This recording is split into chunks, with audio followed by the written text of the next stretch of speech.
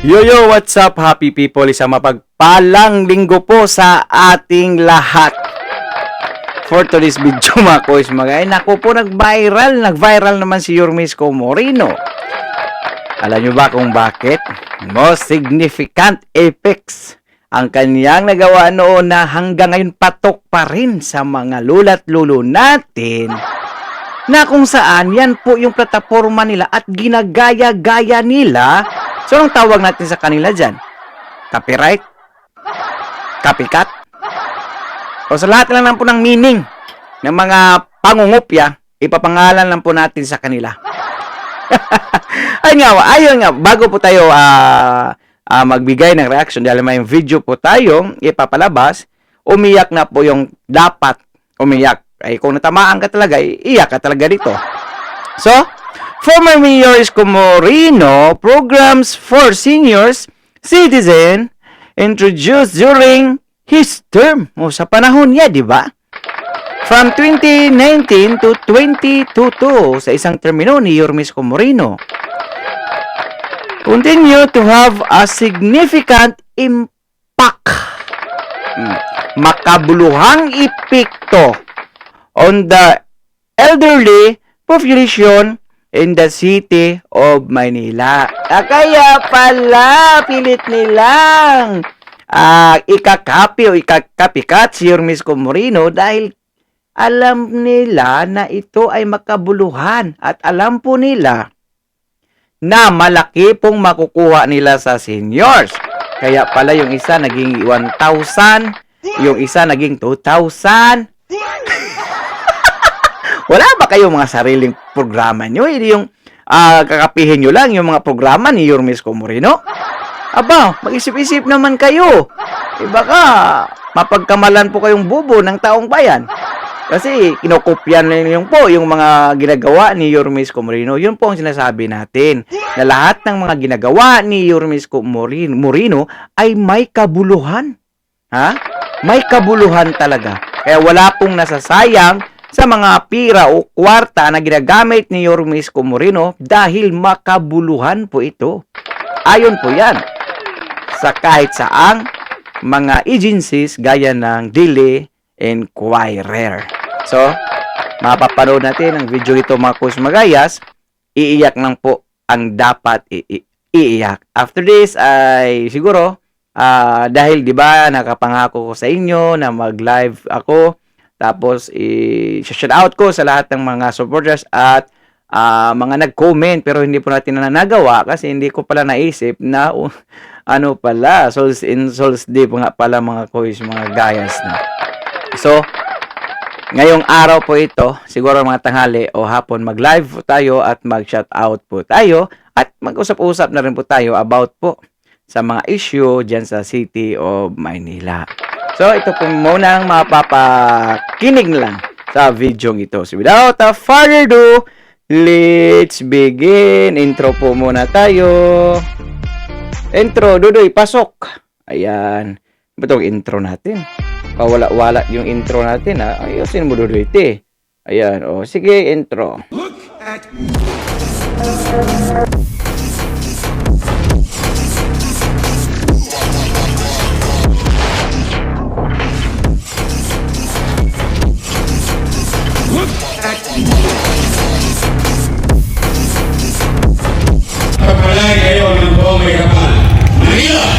God first!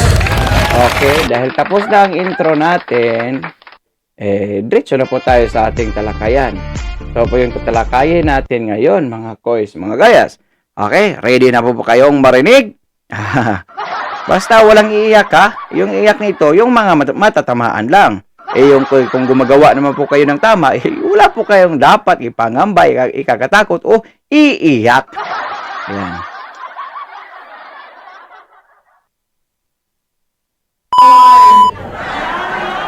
Okay, maglala, lilipas din yan. Alam nyo, ha? Yung mga batang pandakan. Batang tontotoys. Magandang araw. Maraming salamat sa inyo sa pagtugon ninyo sa aming paanyaya. Alam ko, dapat natutulog kayo ngayon. Oo, siesta. Pero, huwag kayong mag-alala. Hindi namin sasayangin ang araw ninyo na uuwi kayo na puro puot, galit, o inis. Di po. Dahil alam ko naman, mahirap ang buhay ng tao ngayon. Ayaw ko nang konsumin pa yung mamamayan pag nagkakaroon ng halalan. Bakit? Pag halalan, yung mga politiko, magkakaaway. Tama. Yung magkakapit-bahay, magkakaaway din. Matapos ang halalan, pati-pati yung mga politiko. Yung magkakapit-bahay, Hindi. magkakaaway pa rin. Nagsisimahan mo pa rin. Tama ho ba? Hindi na. Kasi ang biling ko sa Your Miss Choice, ang biling ko sa kanilang lahat, kung kayo first time papasok sa public service, sabihin niyo yung gagawin niyo. Kung kayo naman pabalik o re-electionista, sabihin niyo naman yung ginawa ninyo. Tama po ba? Then let the people decide. Diba? Tingnan natin kung sino itatala ng tao na mga maliligtas. Kasi taong bayan naman ang mag-uus ganyan. Di ba? Kaya pumanatag kayo ngayon hapon na. Kanina nabanggit ni Chi, meron daw kayong insure. Na-miss niyo ba yung insure? Uy, pasensya na kayo ha. Nasa bote. Wala naman ako sa pwesto eh. Huwag kayong mag-alala. Nasa buti. Sa tulong niyo pagdating ng araw. Gagawin ko ulit yan sa lata. May awa ang Diyos. Matindi isa lang. Totoo ba pinalitan ng stick ko? Totoo. Stick ko talaga. Stick ko. 4 na piraso. Ayos, yung insure ang pinalit stick ko. Wow! Malala rin namin. Teka muna. Mga nanay ko, mga tatay ko, mga lolo't lola ko, matanong ko lang po kayo. Real talk lang. Bakit pa kayo naghahanap ng ibang mayor? Eh meron namang nakaupo na. Good question.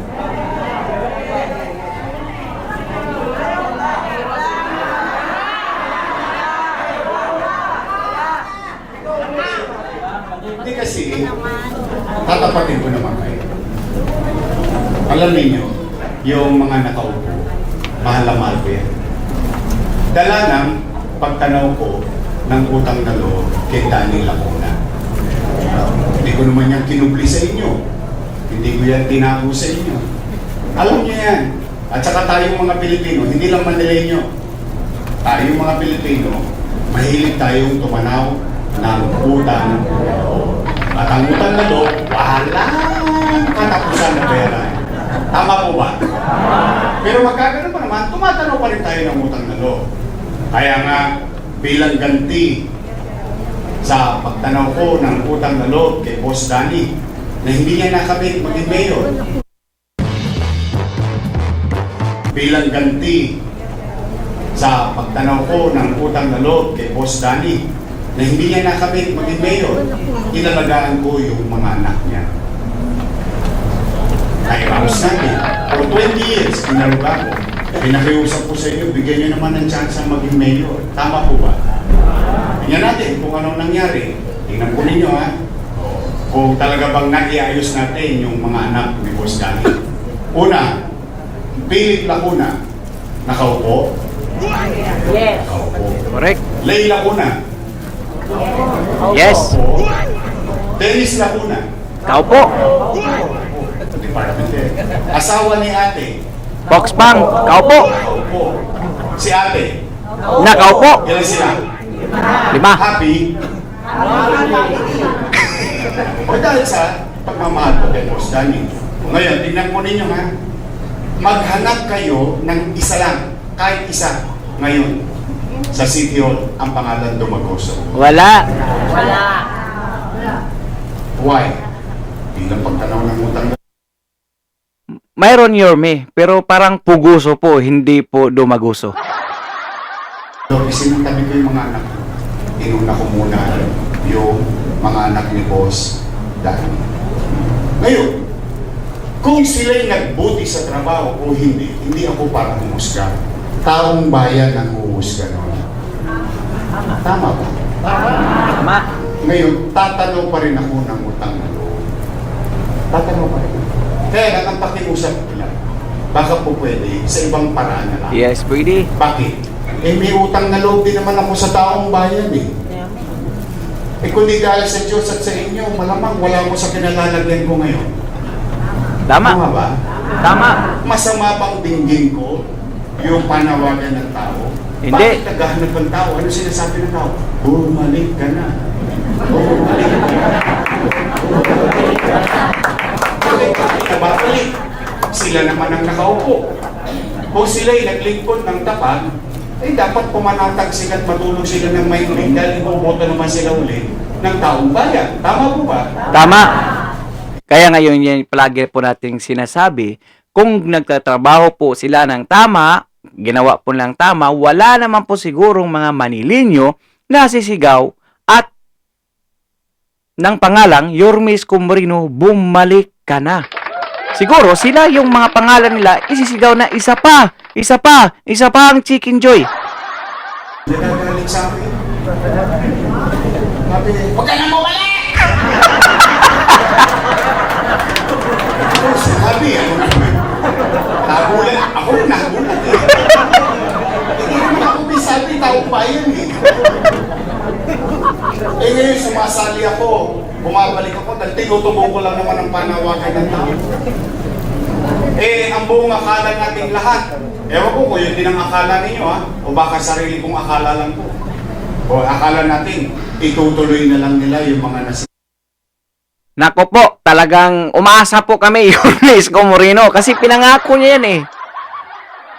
Yormes ko, asahan mo. Badlayer! Badlayer! Lagyan natin ng ng konding, Badlayer! Badlayer! Pagpatuloy na natin ito. Ulan natin. Hindi ba iba pa nila? Doon ako nalulungkot. Hindi ko naman sila pinagkaitan ng kaalaman. Lagi ko silang katabi. Hindi ko sila pinagdamutan ng pagkakataon. Lagi ko silang binibigyan ng pagkakataon. Sinare ko sa kanila ang mga ideya kung paano pagmalasakitan ang mamamayan. Unahin mo taong bayan bago ang pamilya. Lahat yun, ikinuro ko naman. Ngayon, kung sila'y ginampanan nila ang tungkulin, hayaan ko ang taong bayan magdesisyon. Tama po ba? Tama! Ba't ka naman hindi magtatampo? Sige nga, torito ka. Ba't ka hindi magtatampo? Nung araw, Walang iyakan ha, wala pong iyakan. Kung natamaan kayo, di umiyak lang po kayo. Kung hindi naman po kayo natamaan, huwag kayong iyak. Matuwa kayo. Tumawa kayo ng tumawa. Tumawa ka kahit hindi. Ano yung problema? Pamira ka, Dudoy Teo. Mayos ka. 2019, tumatakbo ko. First time bumoto ng batang mayor ang Maynila. Kasi ang mga tao sa Maynila, ang binoboto lagi, konti na lang ang birthday.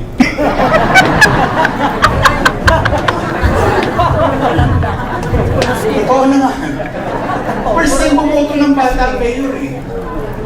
Hirap-hirap ako. Sino bang mga tumakbo dyan na mga mayor sa Manila na konti lang birthday?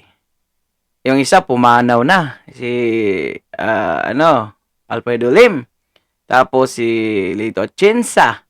Tapos si Irap. O nga pala. Tapos ngayon, si ate, bata pa po si ate. Wala, hindi ko sinabing matanda si ate. Bata pa po si ate. Paliwanag sa mamamayan. Bigyan ninyo akong pagkakataon pagbubuti ako sa trabaho. Pero bigyan ako ng pagkakataon. Isa lang nire-request sa akin ng mga senior citizen. Isa lang. Wala akong narinig sa mga senior sa buong Maynila. Lagi lang sinasabi sa akin, Vice, kasi Vice ako noon. Vice, baka naman, pag nag-birthday kami, katulad yun sa Makati, you make cake. Ayan, ewan ko lang kung natutuloy pa yung pa-birthday cake ni Yorme Isko Moreno.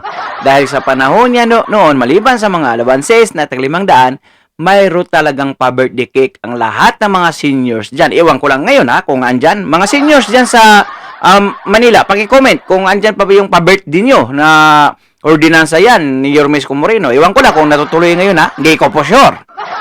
Pero sure ako sa panahon ni Yorme Isko Moreno, may pa-birthday cake talaga yan. Kitang-kita ko yan. Transparent si Yorme Isko Moreno Wala naman ibang nirequestahan, nilalambing lang ng mga matatanda. Sa totoo lang, kaya nyo naman bumili ng cake Tama po ba? O kaya, ng anak ninyo. Sabi ko sa kanya, kung manatag kayo, hayanin nyo. Di ba naalala yung sinabi ko sa tablado? Dadaling ko ang Makati sa Maynila. O, nung nag-mayor ako, nagkaroon ng cake. Tama po ba? Ngayon, nagka-cake.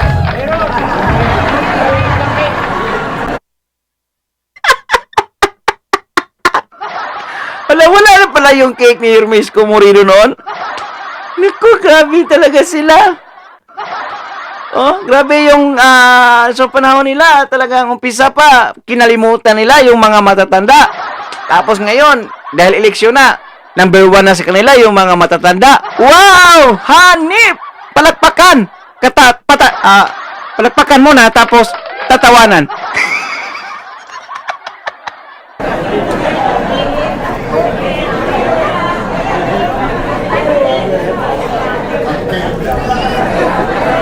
Cake pa rin. Hindi nag-ano lang ako. Bakit naman ako hindi magtatampo? Bakit natin tinikipid yung matatanda? Kung makagastos tayo sa sumba-sumba sa Rojas Boulevard, pasonsyo rito, pasonsyo doon. Milyo-milyo na ginagastos natin. Bakit kapag kapakinabangan ng tao, tinitipid natin? Asan ang logic? Doesn't add up. Di ba? Kaya naman ako parang, ano ba naman kayo? Kakarampot na nga lang na Corbecho. Binago pa nila. Pangalawa, ba't ako hindi magtatampo? Tingnan ninyo. Kayo sumagot kung totoong nangyayari ito. Totoo ba na kapag hindi mo nakuha ang pensyon ng first quarter dahil wala ka, yung susunod na quarter, cancel na yung first quarter mo?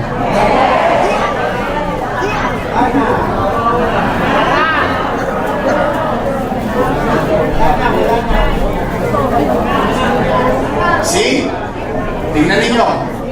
Tingnan natin kung wala pa kayong Alzheimer's na makakalimutan yung pagkain. I love you. Tingnan ninyo. Ano lang natin usisahin natin yung nagdaan sa panahon ng pamamahala ko. Di ba yung araw? Wala naman yan Wala namang pension First time in history ng Manila. Marami sa inyo dito, inabot pa si Mayor Lacson, Mayor Villegas. Di ba? Ang punto ko, sa hinaba-haba ng panahon ng paninirahan nyo sa Maynila, first time nangyari nagka-pensyon ang mga senior sa ating lungsod. Yan na nga yung sinasabi natin. Ayan, programa ni Yorme Isko Moreno, pinagkakaguluhan ngayon ng mga opponent ni Yorme Isko Moreno. Kaya po, pwede po bang gumawa kayo ng ibang programa na makabuluhan po sa City of Manila? Hindi yung magaya-gaya kayo, existing na po iyan. Nagawa na po iyan ni Yorme Isko Moreno. Oh. So, anong ibig sabihin yan? Copycat lang po kayo. Ha? Copycat lang po. Tapos, plano yung pang dagdagan, nahirapan na nga sa 500. Bakit hindi yung ginawa yan noon? Tapos, itong isa naman, gagawing 2,000. Ano yon? Sino niluloko mo? Ha? Pwede naman yan kung siguro, mag-ambag ka ng 5 billion sa isang taon. Ayos Parang nilagyan. Tama na. Find the perfect lunch hour. Pero may isang bata kayong basurero, binoto nyo. Nangyari, naganap. Anong rule? Simple lang ang rule. Ano sabi ko? Mayaman, middle class, mahirap. May sakit, wala. Patay, Botante, hindi botante. Basta senior citizen, taga Maynila, may pension pantay-pantay 500 lahat. Tama ba? Yung ba nangyari noon? So, ibig sabihin, kahit kayo may sakit, kahit kayo wala, papanatag ka. Eh ngayon, so ibig sabihin, kapag wala ka sa araw ng payout dahil namaliki ka, pagbalik mo, wala na. Eh di ba nung araw sa akin, pag hindi nyo nakuha yung first quarter, next quarter, doble. Tama? Retroactive. Pag hindi mo nakuha yung first, second quarter, third quarter, at triple na. Pag hindi mo nakuha, ano sinabi ko doon sa Facebook ko, yung, di ba every Friday, nagre-report ako sa taong bayan, ano sinabi ko, mga nanay ko, mga tatay ko, pumanatag kayo. Pag hindi nyo nakuha, simula Enero hanggang Nobyembre, huwag kayo mag-alala, maglulubi-lubi tayo. Buo na buo. Lubi-lubi. Enero, Marso, Abril, Mayo, Hunyo ang gusto. Hoy! Hoy! Hoy! Tingnan ninyo. Di mo na ako. Sa panahon ni Yormes Comorino, yung hindi mo makuha, doble-doble, mag-triple pa. Sa ngayon, hindi mo makuha, itlog ka talaga. Zero balance ka talaga. Kasi nga, forfeited. Pagdating ng Disyembre, 6 na bulig. 6,000. Pag dalawa kayo mag-asawa kayo, 12,000. Pag yung anak nyo, senior na rin, 18,000. Ibig sabihin, kahit pa hindi mo nakuha dahil may sakit ka nung araw na yun, papanatag ka na makukuha mo. Dahil pag gustong ibigay, maraming paraan. Tama mo ba? So ngayon, Pag gusto, maraming paraan. Pag ayaw, maraming dahilan. Ano yung dahilan? Forfeited!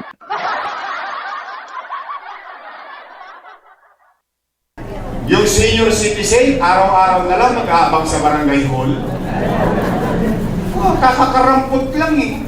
Tingnan ninyo, una ko lang ginagawa ninyo. Dahil sa takot ninyo, na hindi nyo makuha, napakasimple. Sa totoo, marami naman sa inyo dito, may 500 eh.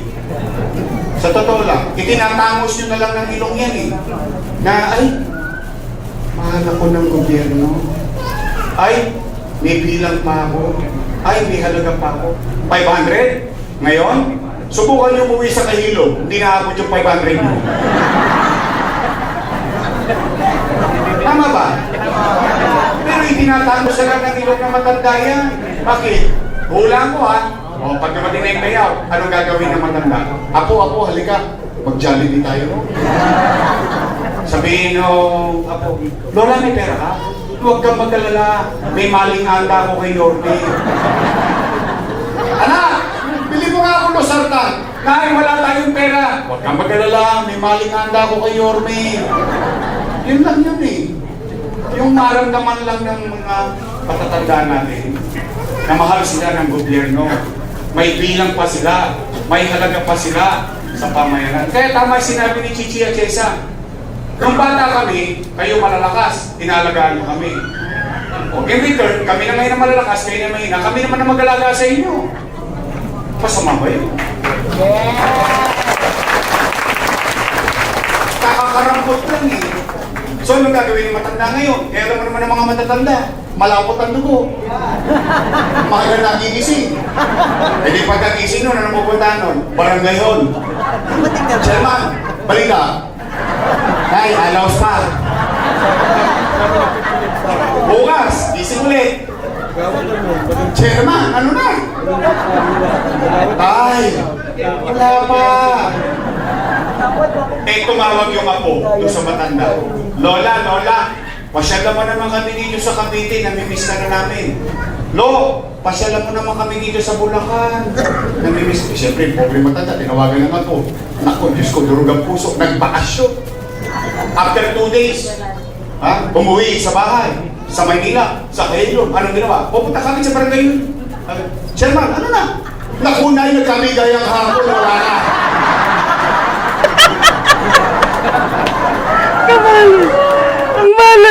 Ang malas talaga ng mga lola ngayon sa panahon nila. Ayan mga kois, mga guys, no? So, dyan po natin makikita yung kabuluhan, kapakinabangan ng mga proyekto, plataforma ni Yorme Isko Moreno na talagang nakikinabang yung mga matatanda. Pero, ginagaya din nila ngayon. Nagpapataasan pa talaga. Ginawang subasta yung mga matatanda. 1,000, 2,000.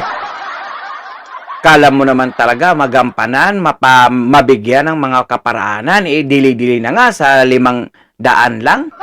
Ayos Nangangapi na nga kayo ng mga proyekto ni Yorme Isko Moreno, hindi nyo pa pinag-isipan. Ha? Ibahin mo si Yorme Isko Moreno nyo ha? Ibahin nyo si Yorme Isko Moreno bago gumawa ng mga ordinansa na kapakipakinabang sa taong bayan ay talagang sinuri, pinag-aralan ng husto na hindi tatagilid yung city ng Manila. Ang kanilang ang kanilang pera o era. Ngayon sila, nagpatataasan, ginawang subasta. Pumunta kayo sa Bohol, maraming subasta doon. Tuwing pista.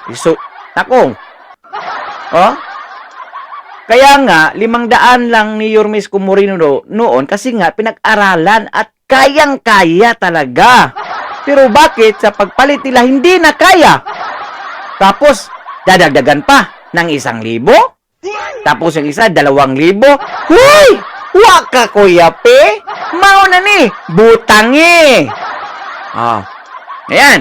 At dahil umabot ka sa dulo ng ating video, may karapatan ka pong mag-like, shares, and subscribe. So for now, I'm Gen Manila. God first. God bless all. Peace. Bye-bye. Okay. Sana ba yung natin? Ito. Hindi pwede mawala yan.